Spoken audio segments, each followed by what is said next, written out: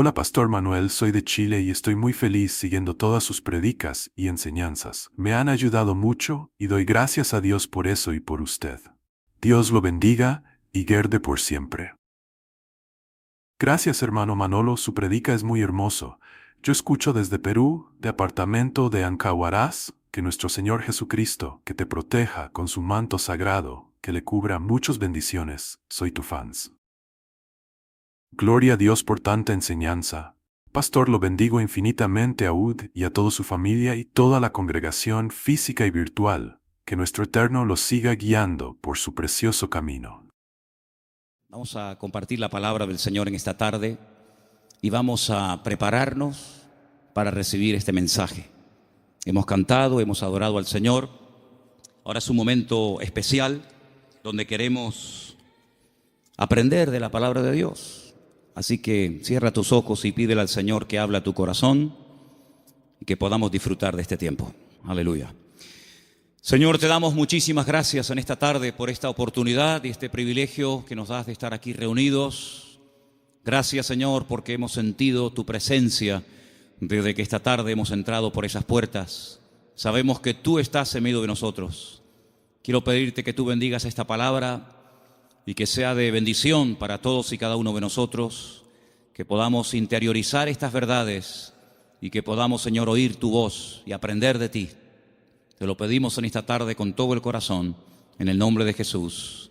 Amén y amén. Quiero llevarles a Juan, capítulo 8, después iremos un poquito más adelante.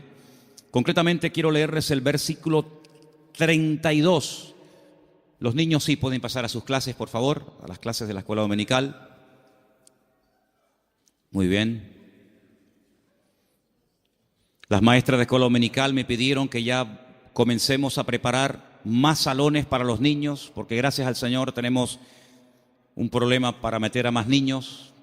Así que después vamos a tener una reunión a ver dónde metemos a tantos chicos.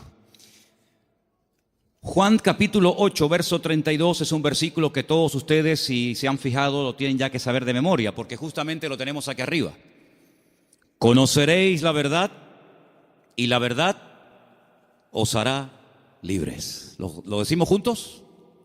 Conoceréis la verdad y la verdad os hará libres.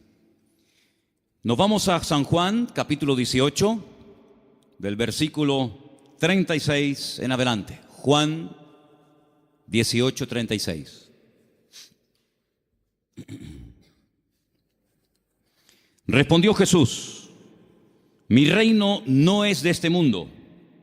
Si mi reino fuera de este mundo, mis servidores pelearían para que yo no fuera entregado a los judíos. Pero mi reino no es de este mundo. Le dijo entonces Pilato: luego, ¿tú eres rey? Respondió Jesús: tú dices que yo soy rey. Yo para esto he nacido y para esto he venido al mundo, para dar testimonio a la verdad. Todo aquel que es de la verdad oye mi voz. Escuchen la pregunta de Pilato ahora. Le dice Pilato: ¿qué es la verdad? Y cuando hubo dicho esto, salió otra vez a los judíos y les dijo: yo no hallo en él ningún delito. Qué pregunta tan interesante. ¿Qué es la verdad? ¿Dónde puedo encontrarla? Una autoridad romana haciéndole semejante pregunta al Señor Jesucristo. Desde el principio de los tiempos, si ustedes comienzan a leer la Biblia con detenimiento, se van a dar cuenta de que Dios siempre ha querido compartir verdades con el hombre. Dios siempre ha querido bendecir a la humanidad, siempre. Y todo lo que Dios ha ido enseñando y compartiendo y transmitiendo a lo largo de los tiempos es para que el hombre conozca las verdades, los principios de Dios, los principios del reino de Dios, a través de los cuales Dios se da a conocer y Dios se manifiesta y Dios opera en la vida de los seres humanos. Pero toda la verdad de Dios no fue revelada de golpe, sino que podemos decir en cierto sentido que la verdad de Dios, las verdades de Dios, fueron reveladas progresivamente. Adán no tenía todas las verdades, Abraham tampoco las tenía, ni David, sino que fue algo que Dios fue manifestando con el paso del tiempo. Ahora, hay un momento puntual en la historia en el cual Dios, a través de un hombre llamado Moisés, decide dar, permítame la palabra, un gran paquete de verdades para que él a su vez se las transmita al pueblo de Israel. Y ese paquete de verdades, ese montón de grandes enseñanzas e instrucciones verídicas de parte de Dios, la conocemos con el nombre de la Torá, o la ley de Moisés, el Jumash, el Pentateuco, los primeros 5 libros de la Biblia, donde ustedes pueden encontrar instrucciones y verdades que se pueden aplicar a la familia, a la economía, a la agricultura, al comercio exterior, a las relaciones entre seres humanos, etcétera, etcétera. Total, 613 mandamientos, 613 verdades que Dios transmite al pueblo de Israel, y a su vez el pueblo tenía la obligación de transmitirlas al mundo, porque Israel tenía que ser en aquel tiempo la luz en medio de la oscuridad donde estaban las naciones que le rodeaban. Pero sin embargo, cuando vamos al Nuevo Testamento, al Nuevo Pacto, encontramos que la verdad en sí misma, ese concepto que decimos, bueno, la verdad, ¿dónde está? ¿Se puede medir? ¿Se puede pesar? ¿Se puede enseñar?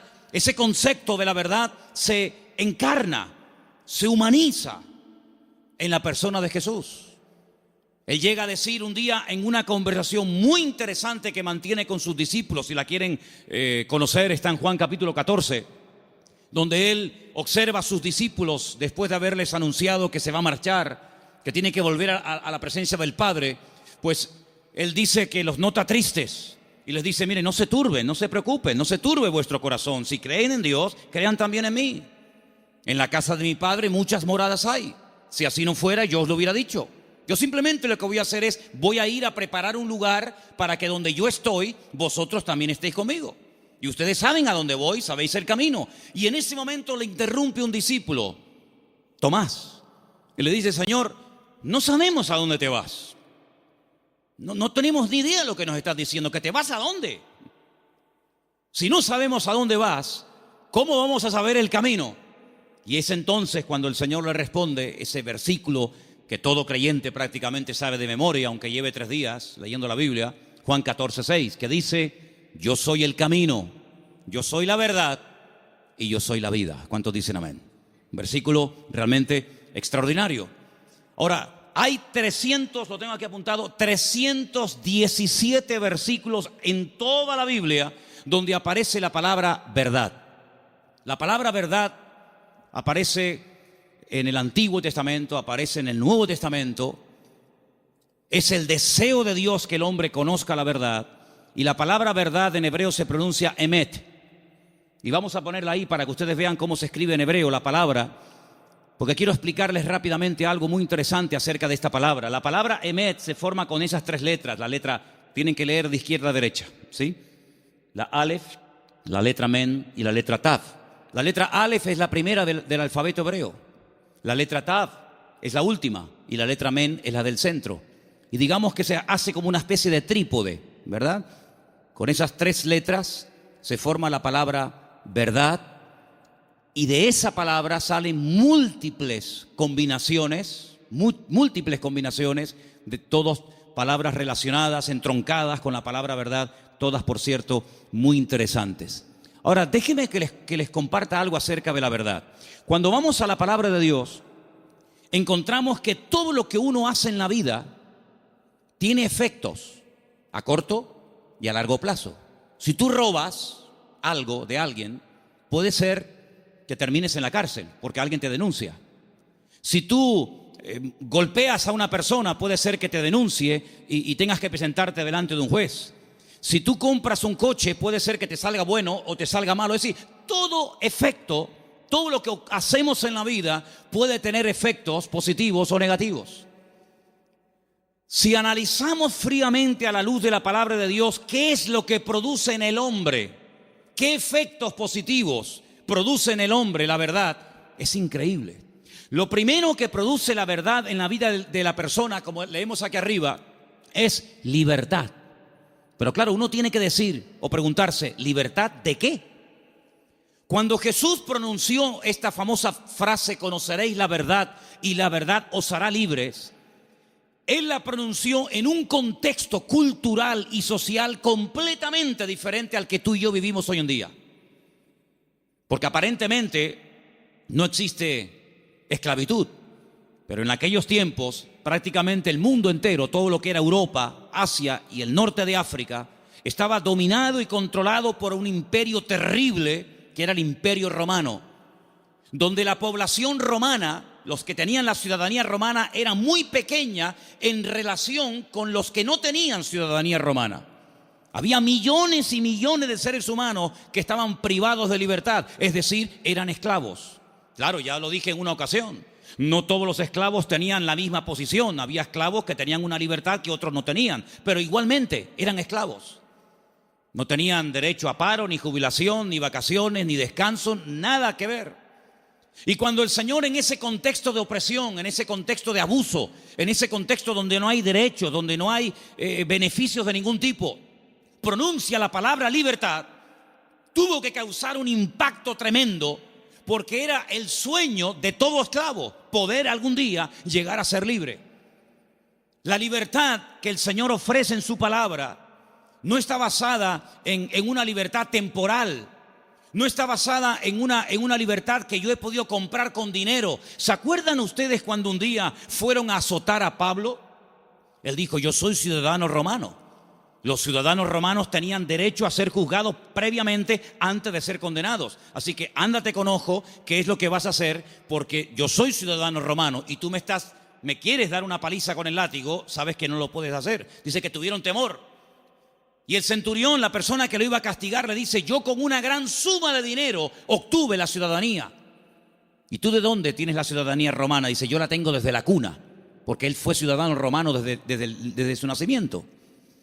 Y es interesante notar cómo en la Biblia hubieron personas que se jugaron la vida y se escaparon de la opresión de sus amos porque querían ser libres. Y tenemos una carta en el Nuevo Testamento, que es la famosa carta de Pablo a Filemón, donde él intercede por la vida de un esclavo llamado Onésimo, cuyo nombre significa útil, pero que fue un inútil durante un tiempo y le robó y le defraudó. Y Pablo intercede delante de su amo para que no lo mate. Y le dice, mira, recuerda que tú me debes algunos favores y estoy convencido que por la madurez que creo que tienes, tú vas a hacer mucho más de lo que te estoy pidiendo. Y si algo te ha robado o si en algo te ha defraudado, ponlo a mi cuenta, dice el apóstol Pablo. Y en cierto sentido es como una metáfora, aunque fue un hecho real, es como una metáfora de lo que ha ocurrido en nuestra vida. Porque la Biblia dice que espiritualmente hablando, todos nosotros durante años de nuestra vida fuimos esclavos de nuestras pasiones y deseos, esclavos de complejos, esclavos de ataduras, esclavos en definitiva del pecado. Creíamos que éramos, y en el fondo éramos unos auténticos esclavos, o vivíamos para una sustancia que nos tenía atrapados y anulada completamente nuestra libertad y nuestro libre albedrío. Hasta que dice la Biblia que a través de la sangre de Jesucristo, que venció al diablo y rompió todas las ataduras en la cruz del Calvario, dice que Él compró nuestra libertad a precio de sangre. Y por eso Pablo, cuando le escribe, por ejemplo, a una iglesia en Galacia, le dice, hermanos, ahora que sois libres, sed maduros y no utilicéis la libertad como ocasión para la carne. Es decir, no paséis de la libertad al libertinaje, sino que la libertad que Dios os ha dado es para poder escoger y para poder discernir y para poder saber lo que os conviene y lo que no os conviene. La libertad viene a raíz de conocer la verdad. No hay libertad si uno no conoce la verdad. No hay peor tragedia en la vida que creer en una mentira creyendo que es una verdad. ¿Cuántas personas se inmolan cada día en el mundo y son capaces de explotarse y morir matando a otros seres humanos porque creen en la gran mentira de que si hacen eso inmediatamente llegarán al paraíso donde lo están esperando no sé cuántas mujeres vírgenes? Son personas sinceramente equivocadas, no son falsos, no son hipócritas, son personas que son capaces de dar la vida pero por una gran mentira, creyendo que es la gran verdad de todos los tiempos. ¿Cuántas personas se han equivocado de camino, espiritualmente hablando? Como dice el proverbio, hay caminos que al hombre le parecen derechos, pero son caminos de muerte. En otras palabras, no hay libertad hasta que verdaderamente tú conozcas la verdad. Y cuando conoces la verdad, tienes paz, tienes seguridad, no tienes temor de nada ni de nadie, porque la verdad te hace libre, la verdad te hace dormir tranquilo, la verdad te quita todo temor al hombre, todo temor al día de mañana, todo temor a lo que te hagan o te digan, porque la libertad gloriosa de los hijos de Dios está basada, está fundamentada en un hecho, y es en la verdad de la palabra de Dios. ¿Cuántos dicen amén? Vamos a leer un salmo. Salmo 86, versículo 11. Escuchémoslo.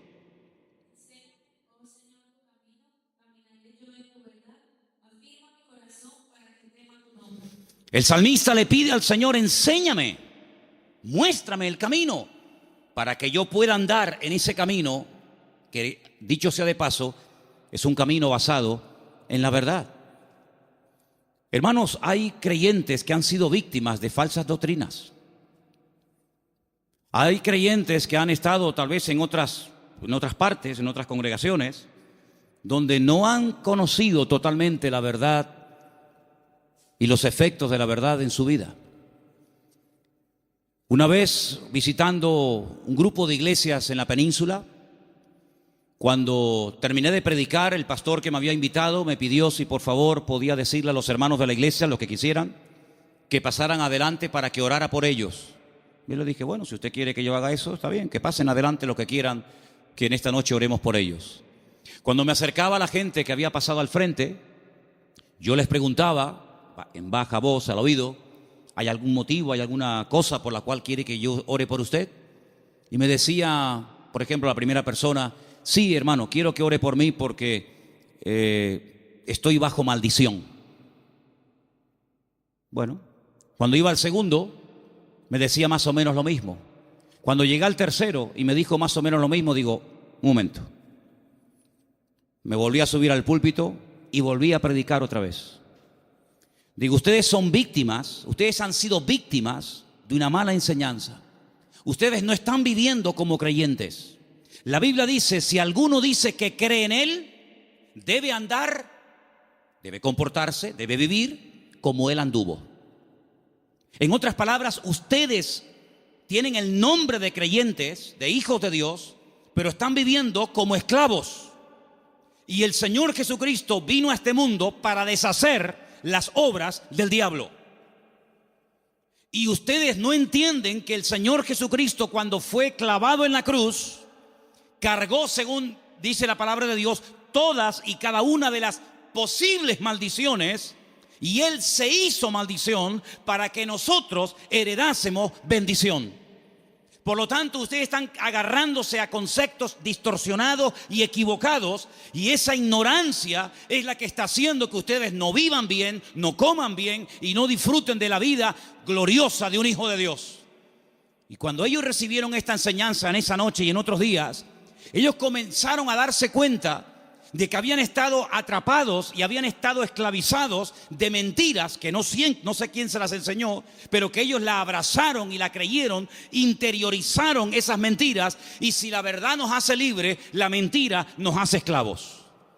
Por eso es muy importante, como decía el salmista: Señor, enséñame tu camino, enséñame las verdades de tu palabra para que yo pueda caminar por ellas. Leía en el día de hoy un libro que a mí sinceramente me apasiona, es uno de mis libros favoritos de lo que llamamos el Antiguo Testamento, el libro de Daniel. Hay un momento en el que Daniel ora al Señor pidiendo perdón por los pecados de la nación, sabiendo que el tiempo de la liberación del cautiverio en Babilonia se ha cumplido. Y hay un momento en el que él ora y dice las siguientes palabras. Escúchenlas por favor, del libro de Daniel. Después les digo dónde estamos leyendo.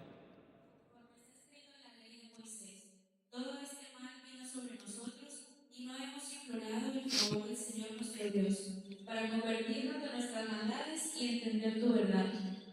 Daniel le dice al pueblo: la razón por la que nuestro templo fue destruido, La razón por la que miles de personas perdieron la vida y la ciudad está totalmente convertida en un montón de escombros es porque no creímos, ni practicamos, ni vivimos según las verdades de Dios.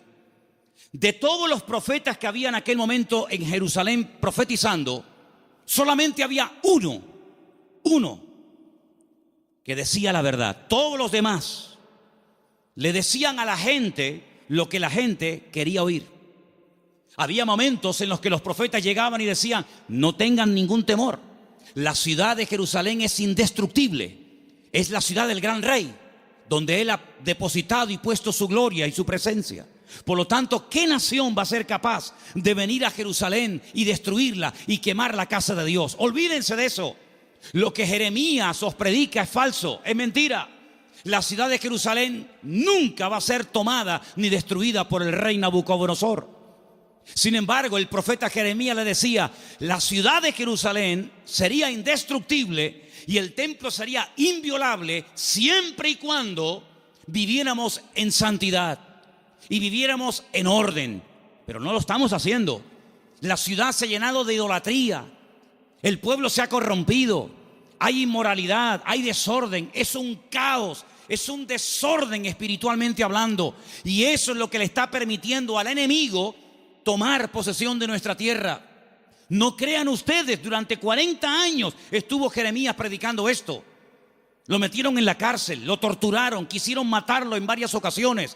Incluso él llegó un momento en el que dijo: no voy a predicar más, no voy a hablar más, no sirve de nada. Diga lo que diga, no hacen caso. Pero sin embargo el Señor siempre decía: Jeremías, habla y no calles, habla y no calles, que nunca diga el pueblo que no hubo voz de Dios en medio de Jerusalén. Él les decía: arrepiéntanse, conviértanse al Señor, corrijan sus malos caminos, vuelvan a la senda antigua. Y si no lo quieren hacer, hermanos, les daba el plan B: ríndanse al enemigo. Claro, decirles que se rindieran al enemigo, pero este hombre es un traidor.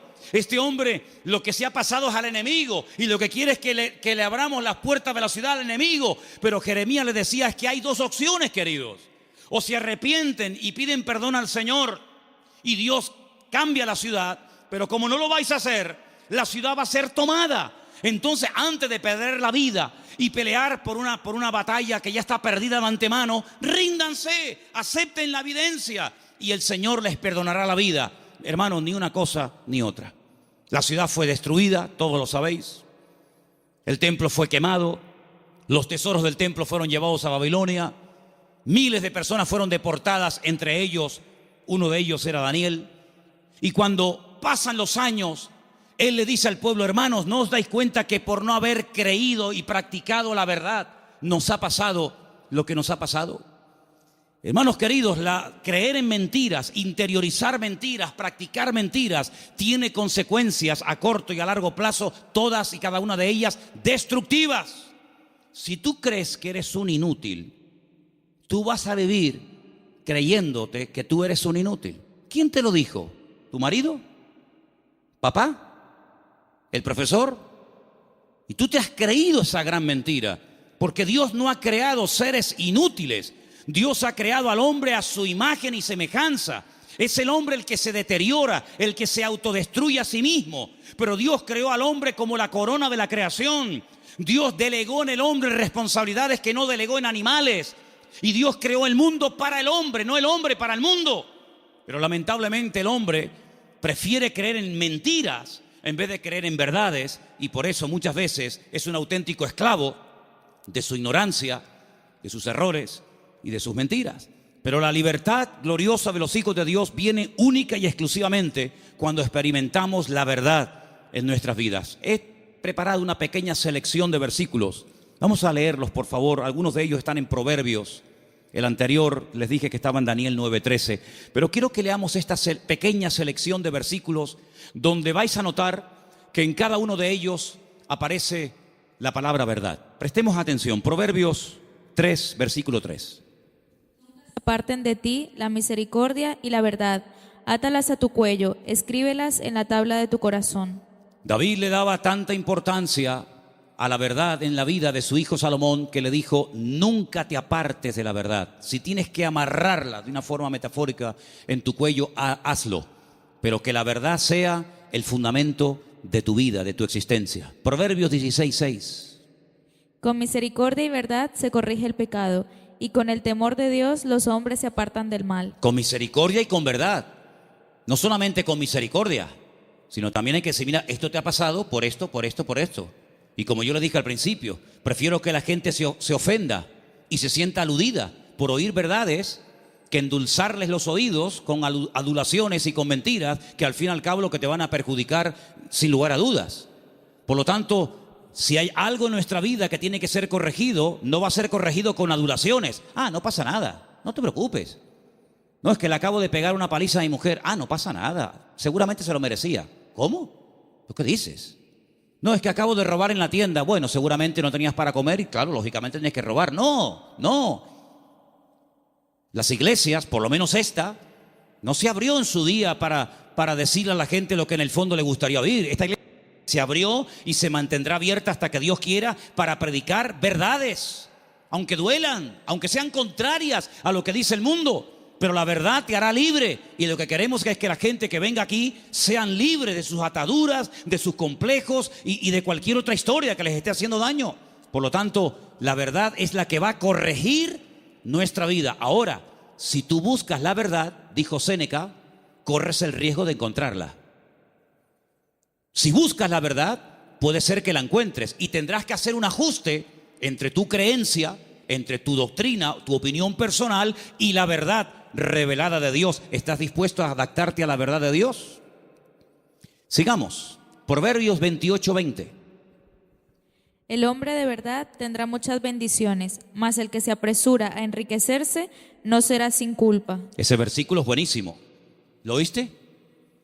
El hombre de verdad tendrá muchas, ¿qué? Bendiciones. ¿Quieres ser un hombre bendecido? ¿Cuántos quieren ser un hombre bendecido? Pues tienes que creer, interiorizar y practicar muchas verdades. Y cada una de ellas traerá una bendición para tu vida, sin lugar a dudas. Nos vamos a la carta de Pablo a los Gálatas, capítulo 2, verso 14. Y dice así: Pero cuando vi que no andaban rectamente conforme a la verdad del Evangelio, dije a Pedro, delante de todos: si tú, siendo judío, vives como los gentiles y no como judío, ¿por qué obligas a los gentiles a judaizar?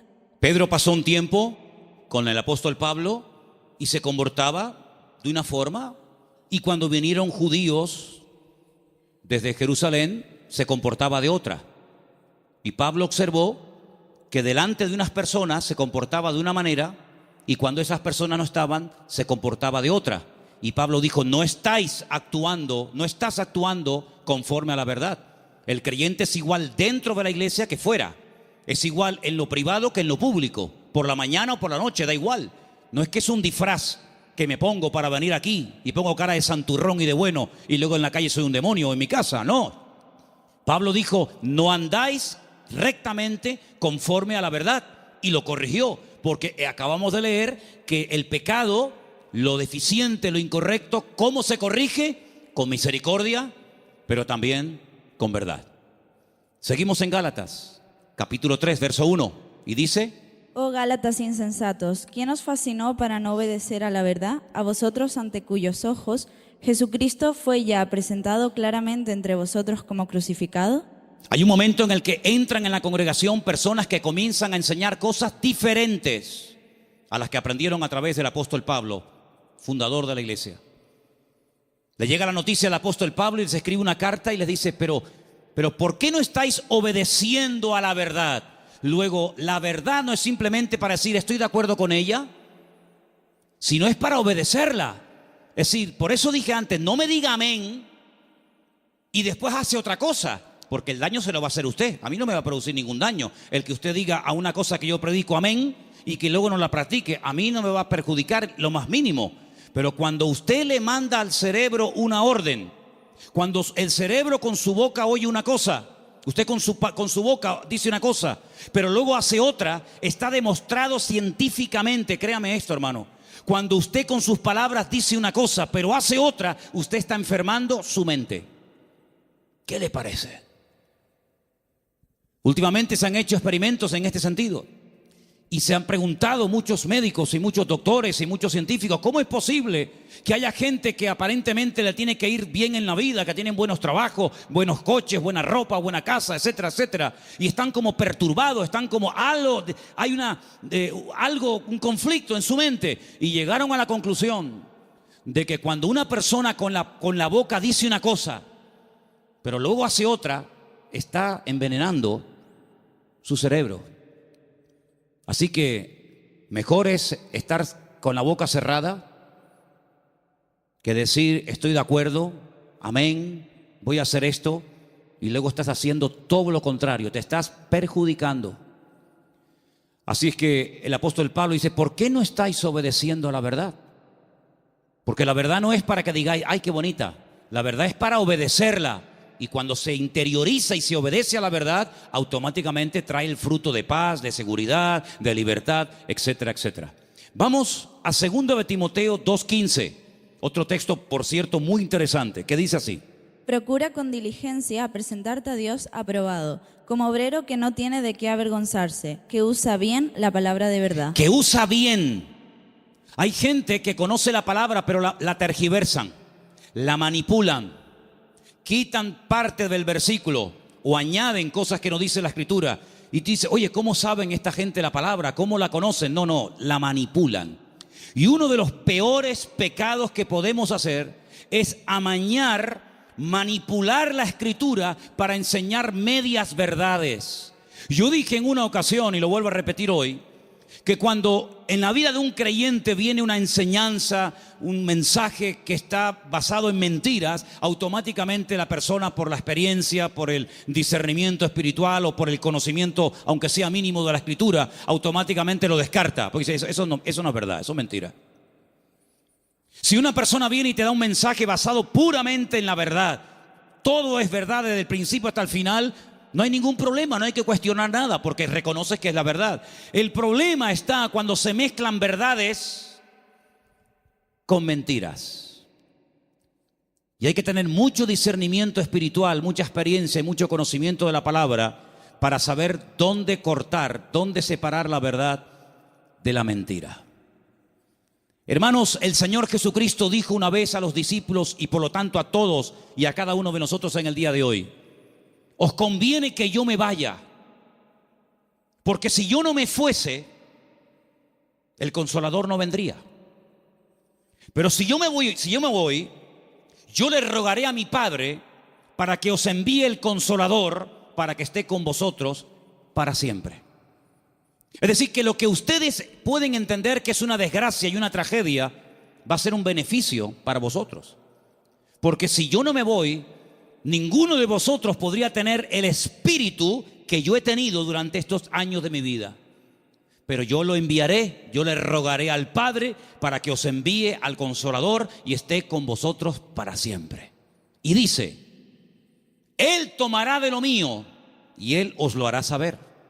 Número 2, Él os recordará todas las cosas que yo os he enseñado. Número 3, Él convencerá al mundo de pecado, de justicia y de juicio. Y dice algo muy interesante y lo he dejado para el final.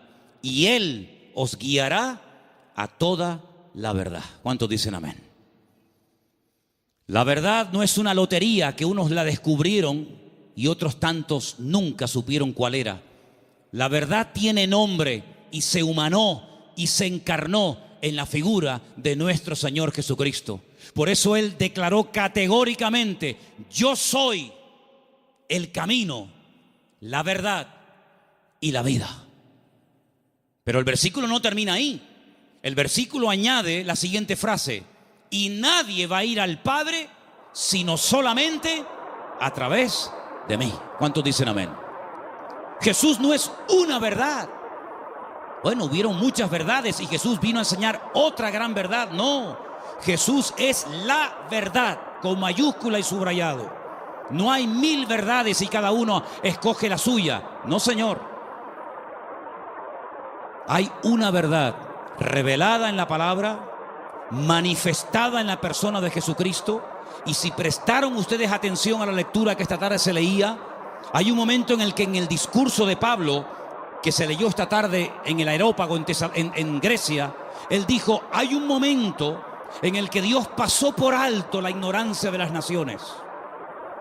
Pero Dios ha establecido que a través de su Hijo, el que a Él ha escogido, algún día, cuando Él lo tenga determinado, juzgará a todas las naciones de la tierra, y por aquel varón que Él levantó y constituyó, juzgará a todas las naciones de la tierra. Es decir, hay un momento en el que pudimos ser ignorantes, pero ya no somos ignorantes, ni queremos seguir siendo ignorantes. Amén, hermanos. Ahora queremos aprender las verdades. Y puede ser que cuando descubramos ciertas y determinadas verdades, nos demos cuenta, como a mí me pasó, que los hombres me engañaron. Porque los hombres me enseñaron cosas que no eran verdades, pero me las enseñaron como si fueran verdades. Y yo las creí. Y por eso no podía vivir una vida de libertad, de paz, de victoria, de bendición. Porque la mentira, la ignorancia, no es la respuesta. La respuesta y lo que Dios quiere para la vida de todos y cada uno de nosotros es que conozcamos la verdad. Y la verdad se puede conocer y experimentar y vivir, y es la persona de Jesucristo. ¿Cuántos dicen amén? Quiero que leamos un versículo más. Isaías 26:2. Porque ahí la palabra verdad, emet, aparece en plural y me llamó mucho la atención. Y quiero que escuchen este texto, por favor. Isaías 26:2. Abrid las puertas y entrará la gente justa, guardadora de verdades. Guardadora de verdades. Isaías 26:2. Emet es verdad, emunim es verdades. Hay una gran verdad que Dios reveló a través de Jesús, y es que el hombre es pecador. Por más que intente, no puede tener comunión con un Dios santo.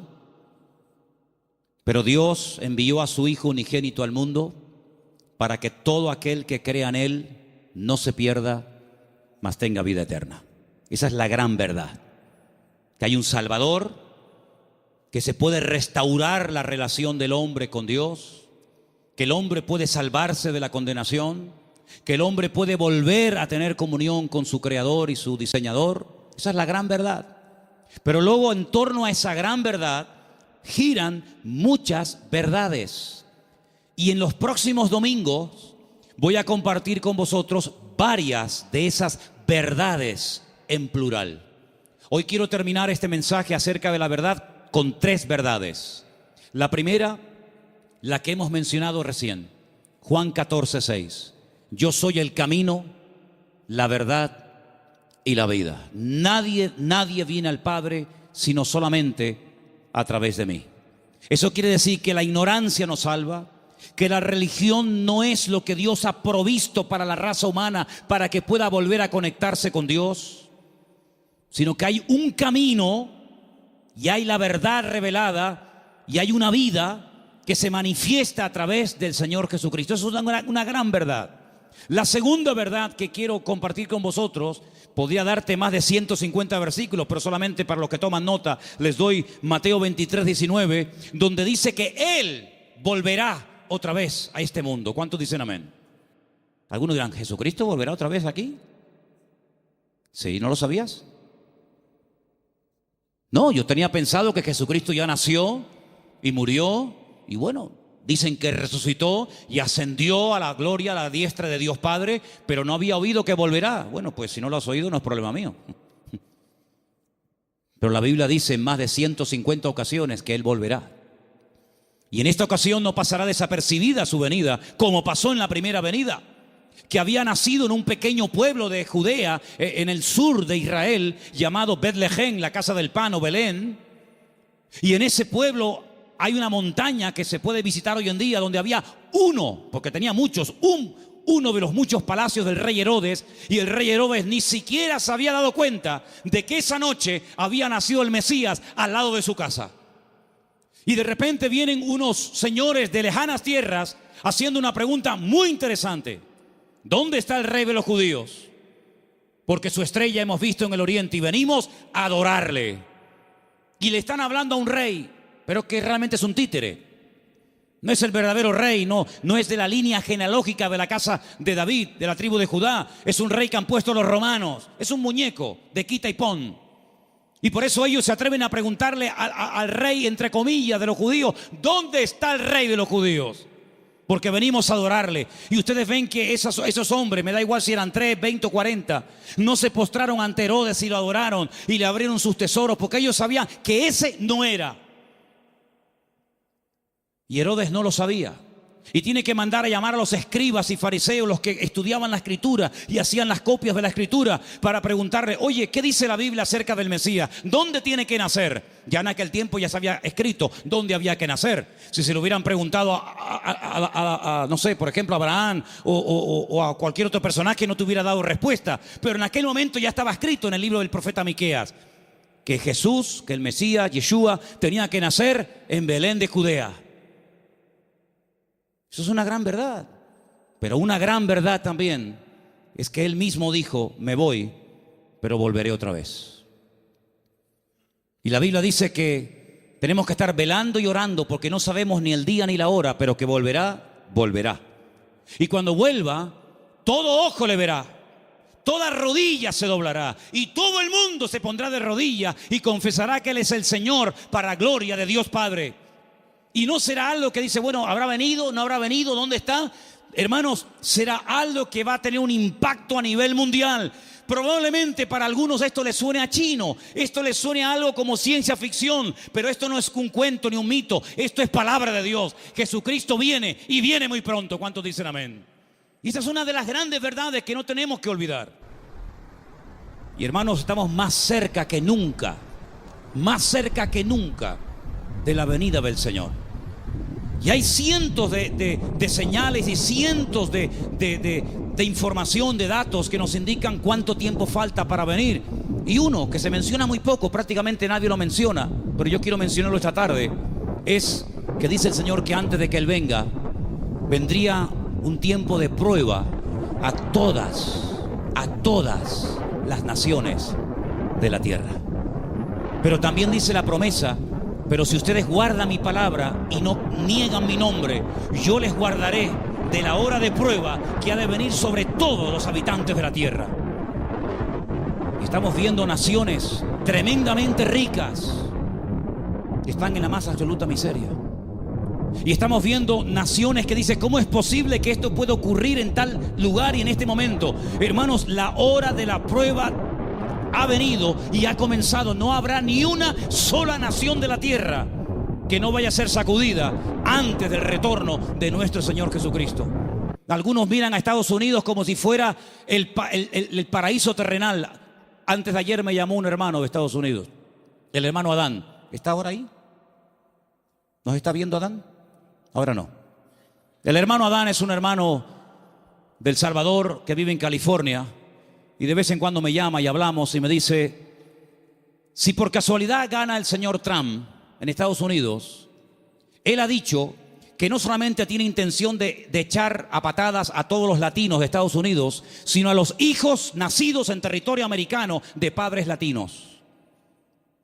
Ahora resulta que se jugaron la vida muchos hermanos y personas veían a Estados Unidos como decir: no, vámonos para allá, y mira tú por dónde, que a lo mejor, no lo sé, dentro de un año a todos los latinos los meten en un barco y los echan cada uno a su tierra.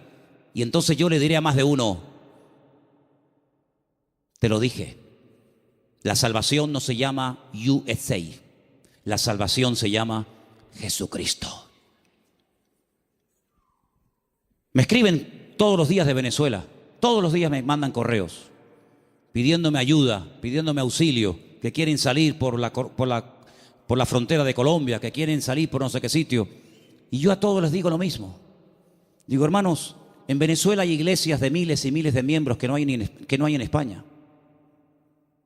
En Venezuela hay millones de creyentes, cosa que en España no hay. Es mucho más fácil que un venezolano se convierta que un español en España se convierta. Ustedes han experimentado avivamientos tremendos. Mi padre fue torero y toreó en el Nuevo Circo de Caracas. Hoy en día la plaza del Nuevo Circo en Caracas es una iglesia evangélica. Aquí jamás hemos visto una plaza de toros llena de creyentes. Bueno, hace unos años hicimos unos cultos aquí en la plaza de toros, pero lógicamente no se llenó. Pero siempre le digo a todo el mundo, Dios, ¿dónde es más poderoso? ¿Dónde Dios tiene más poder? ¿Dónde Dios actúa más poderosamente? ¿Dónde es más grande? ¿En Corea? ¿Donde está la iglesia más grande del mundo? ¿Más de 1,5 millones de habitantes, de miembros? ¿En Estados Unidos? ¿En Europa? ¿En Brasil? ¿Dónde Dios es más grande? En todas partes, hermano. ¿Sí o no? En todas partes nuestro Dios es grande. La Biblia dice, entra en tu aposento y tu Padre que te ve en lo secreto te recompensará en público. Eso lo dice la Biblia. Y se lo dice al español, al latino, al americano, al japonés, al chino y a todo el mundo. No nos podemos mover de un lugar a otro a menos que Dios nos diga, muévase. Abraham se fue a Egipto cuando había crisis económica en Canaán y él se fue a Egipto a buscar trabajo, a buscar comida, comida para los animales y para su familia, a buscar agua para sus ovejas. Y cuando años más tarde su hijo Isaac lo quiere hacer, Dios lo para y le dice, no se mueva usted de aquí. Pero Señor, no hay agua para mis ovejas, se me van a morir todas. No hay comida, no hay nada. ¿Dónde vivía Isaac en aquel momento, hermanos? En Beersheba, en la ciudad del Negev, en el sur de Israel. Un calor terrible, arena y nada más que arena. En Egipto siempre había agua, siempre había posibilidades, siempre había comida, siempre había de todo. Y el Señor le dice a Isaac, este año tienes que sembrar tu semilla en medio del desierto. Yo no sé si hay aquí algún agricultor, alguien que entienda de campo, pero si usted siembra semillas en el desierto, me da la impresión de que no va a cosechar una buena cosecha. No sé, me da la impresión de que no. Pues dice la Biblia que al año siguiente, cuando llegó el tiempo de la cosecha, Isaac cosechó a 100 por 1. Es decir, siembro una semilla y recojo 100 por cada una que he sembrado. Una desproporción increíble. Los filisteos vinieron y le dijeron, queremos hacer un pacto contigo. Y le dice Isaac, ¿ahora quieren hacer un pacto conmigo? Primero me echan, me amargan la vida y ahora quieren hacer un pacto conmigo. Pero es que la bendición de Dios siempre despierta envidia. Y los filisteos se dieron cuenta de que los pozos que él había heredado de su padre, estos por un acto de maldad le tiraban tierra y piedras y lo querían taponar, pero sin embargo abrían otro lugar y descubría agua y en otro y en otro.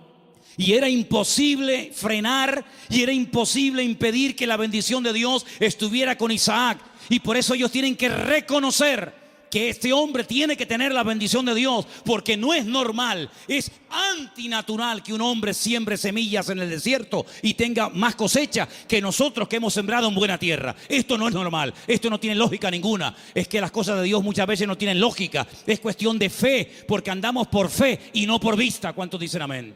Entonces, hermanos, la gran verdad de todo esto, ¿cuál es? Busquen a Dios. Busquen a Dios donde quiera que se encuentren. Me da igual si es en Egipto, me da igual si es en Venezuela, me da igual si es en África, me da igual. Nosotros hemos ido a África unas cuantas veces, Armando lo sabe, y Luis también, que vino conmigo. Y hemos visto hermanos en África que tal vez materialmente no tienen ni la 10ª parte de lo que tú y yo tenemos hoy por hoy, pero la bendición que esa gente tiene en el Señor, jamás en mi vida la he visto en este país, a pesar de que somos del primer mundo. Porque muchas veces confundimos el tener con ser. Y parece que cuando uno tiene, pues bueno, pues estoy bendecido. Yo les prediqué hace poco acerca del Salmo 37 y les dije, hay 2 tipos de prosperidad en la Biblia. Una visible, que es la que nos llama la atención, y otra que no se ve, pero que muchas veces es la genuina. Una que consiste en tener y otra que consiste en ser. Y el Señor nos está enseñando en estos tiempos, a ti y a mí, a ver si nos damos cuenta de una vez, que lo que tenemos que buscar es a Dios, que no hay que buscar trabajo, que no hay que buscar prosperidad, lo que hay que buscar es al Señor, porque buscando al Señor todo lo demás viene por añadidura. Y llevo 35 años predicando esto, y algunos lo hacen y otros todavía lo cuestionan, pero yo te digo, La Biblia dice, buscad primeramente el reino de Dios y su justicia, y todo lo demás vendrá por añadidura. Y uno dice, bueno, y si yo quiero estudiar y saber qué es todo lo demás, el mismo pasaje te lo dice. Jesús se para con sus discípulos y dice, vamos a ver, la gente del mundo, ¿qué busca sinceramente? La gente que no se congrega, ¿qué es lo que buscan? Bueno, pues buscan un buen trabajo para tener una buena casa, un buen coche si puede ser, buena ropa, poder viajar y tener vacaciones, y si me puedo comprar el ordenador de último modelo me lo compro, y si puedo. Esa es la meta de la gente del mundo, tener cosas a través de su esfuerzo de trabajo. Muy bien. Dice, pero vosotros no podéis vivir así. Ustedes lo que tienen que hacer es no preocuparse por qué voy a comer mañana, no preocuparse por lo que me voy a poner mañana de ropa. Ese estilo de vida es el estilo de vida de los gentiles, de los que no me conocen a mí. ¿Es que acaso ustedes no se dan cuenta que los pájaros no siembran ni guardan en graneros y vuestro Padre Celestial los alimenta? ¿No os habéis dado cuenta de eso? Todo lo que Dios pone a nuestro alrededor es una enseñanza objetiva. Si no lo ves a Dios en el amanecer, lo ves en el atardecer. Si no en la luna llena o en la luna menguante, o lo ves en el canto del pájaro, en la ola, o en todas partes puedes ver a Dios si lo quieres ver. Si no lo quieres ver, no lo vas a ver medio centímetro de tu cuerpo. Por lo tanto, el Señor dice, mire, los árboles, los pájaros no siembran ni ciegan y Dios los alimenta. ¿Cuánto más a vosotros, hombres de poca fe? ¿Qué reprimenda les está echando el Señor? ¿Qué te crees, que por trabajar más vas a ganar más? Tú vas a ganar lo que Dios quiere que ganes. Ni un centavo más, ni un centavo menos. Ya es tiempo de dejarle a Dios que organice nuestro tiempo, que organice nuestro presente, que organice nuestro futuro. Es tiempo de que te comportes como un cristiano. Y un cristiano depende del Señor absolutamente para todo. Desde el aire que respira, desde el agua que toma, de la comida que come, absolutamente para todo. Para que Dios sea glorificado en cada una de las cosas. Esa es la vida que Cristo nos enseña. Y por eso muchas veces me han preguntado, Manolo, ¿por qué en la Biblia se veía tantos milagros con los cristianos? Y hoy en día apenas se ven milagros. Digo, claro, es lógico, hermano. ¿Cómo eran los cristianos del siglo I? Abnegados. Lo primero era la obra de Dios. Dice el libro de los Hechos. Yo no lo he escrito, por eso tengo toda la libertad del mundo para decir esto. Porque si yo lo hubiera escrito, parece que como que estoy defendiendo mis argumentos. Y yo estoy aquí arriba esta tarde defendiendo los argumentos de la palabra de Dios, no los míos. Y dice la Biblia que en la iglesia primitiva no había necesitados. No había hermanos con necesidad económica, ni uno. ¿Y qué hacían? ¿Qué hacían? ¿Cómo se lo montaba esa gente?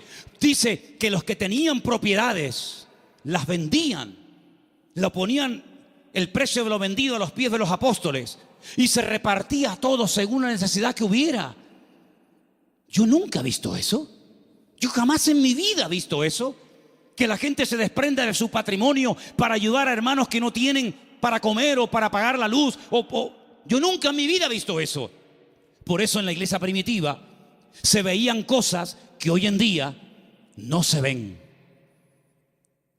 Dios no ha cambiado.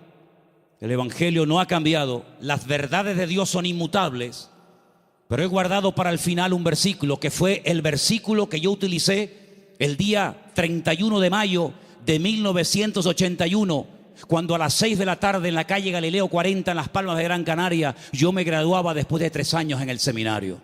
Este fue el texto que yo usé esa tarde cuando yo predicaba y se encuentra en Números 23, 19. Quiero que me lo pongas ahí, para que lo leamos todos juntos.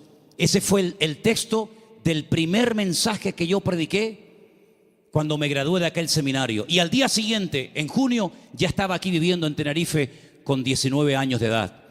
Ya ha llovido algo. Dios no es hombre para que mienta, ni hijo de hombre para que se arrepienta. Él dijo y no hará, habló y no ejecutará.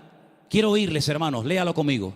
Dios no es hombre para que mienta, ni hijo de hombre para que se arrepienta.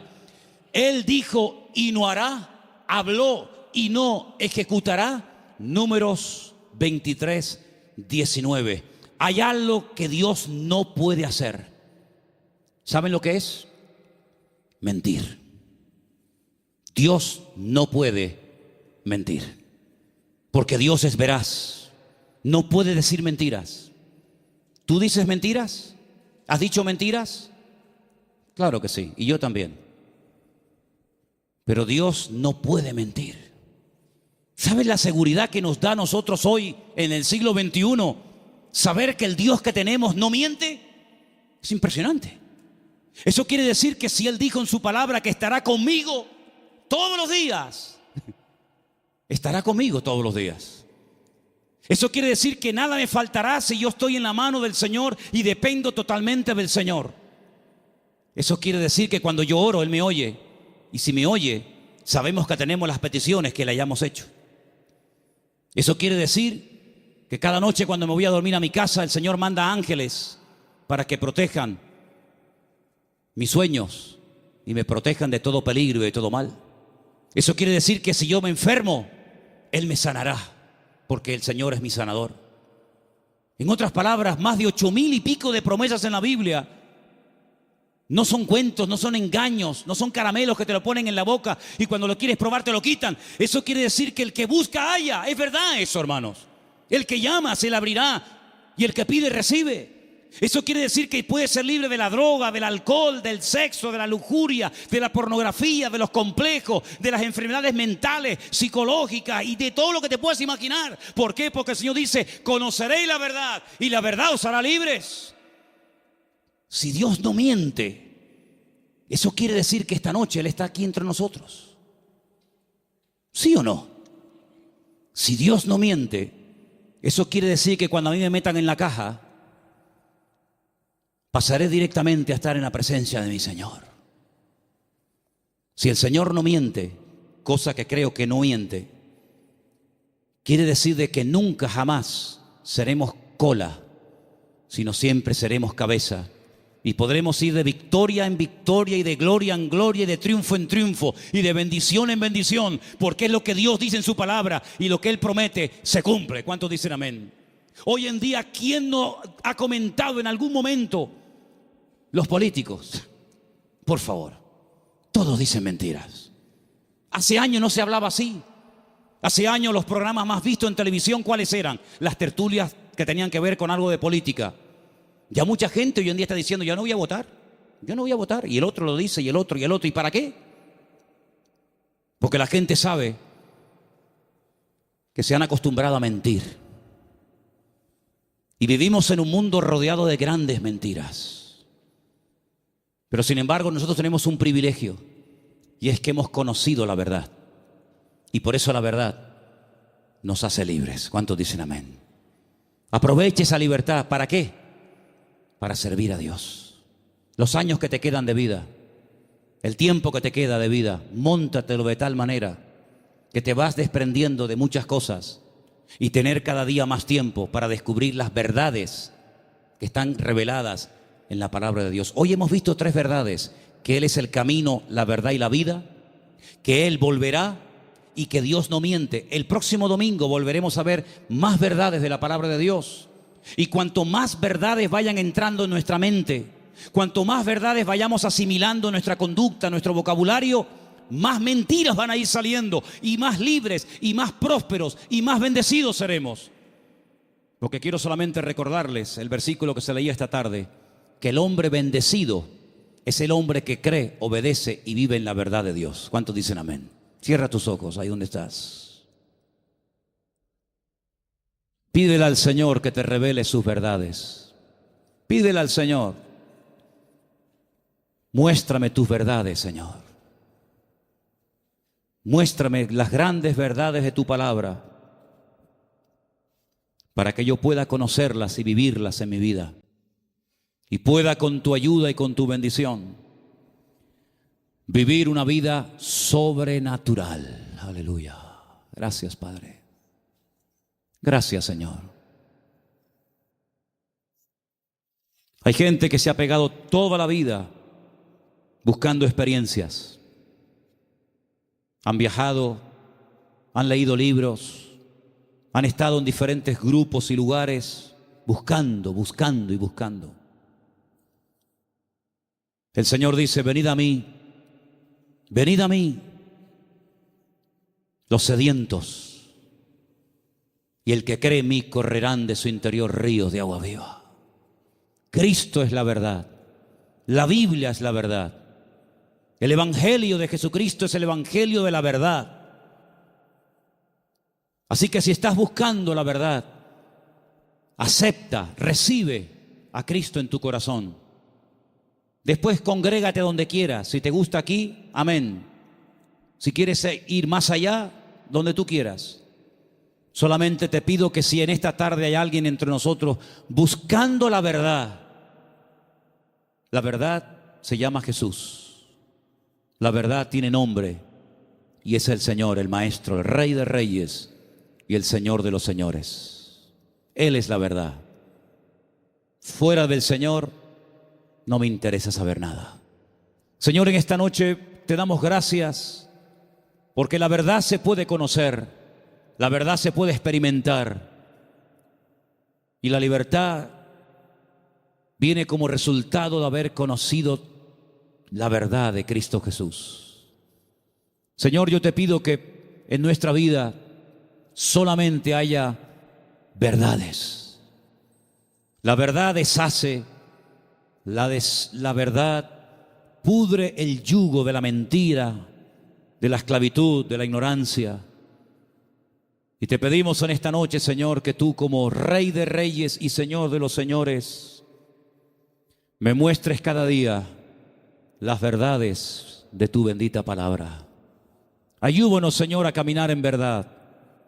Ayúdanos, Señor, a desprendernos de mentiras, de tradiciones, de costumbres, de ideas y de opiniones que no tienen nada que ver con la verdad de Dios. Estamos dispuestos a ser tratados. Estamos dispuestos, como decía el salmista, enséñame tu verdad para practicarla y vivirla. Señor, en el nombre de Jesús, aclara los pensamientos confusos, la mente perturbada. Saca a la luz tu palabra para que podamos verdaderamente caminar en la libertad gloriosa de los hijos de Dios. Aleluya. Bendito sea tu nombre, mi Dios. Ahí donde estás sentado, ora al Señor. Ora al Señor para que Él te muestre su verdad. Decía un hombre en una ocasión, cuando me muestran una verdad, yo me alegro, pero me alegro mucho más cuando yo descubro esa verdad. Y eso es lo que yo quiero que tú le pidas al Señor. Señor, estoy dispuesto a oír, a aprender y a recibir de otras personas, pero Señor, quiero yo mismo descubrir y experimentar las verdades. Ayúdanos, Señor. Te lo pedimos en esta noche con todo el corazón, verdaderamente, en el nombre de tu amado Hijo Jesús, mi Señor. Muéstranos la verdad cada día.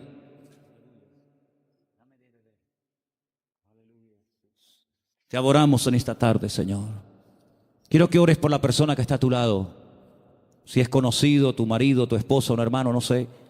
Tómalo por la mano. Quiero que hagas una oración por él. Bendícelo. Hola. Abrí la guitarra del canal de Manolo. El canal de Manolo y pon el efecto.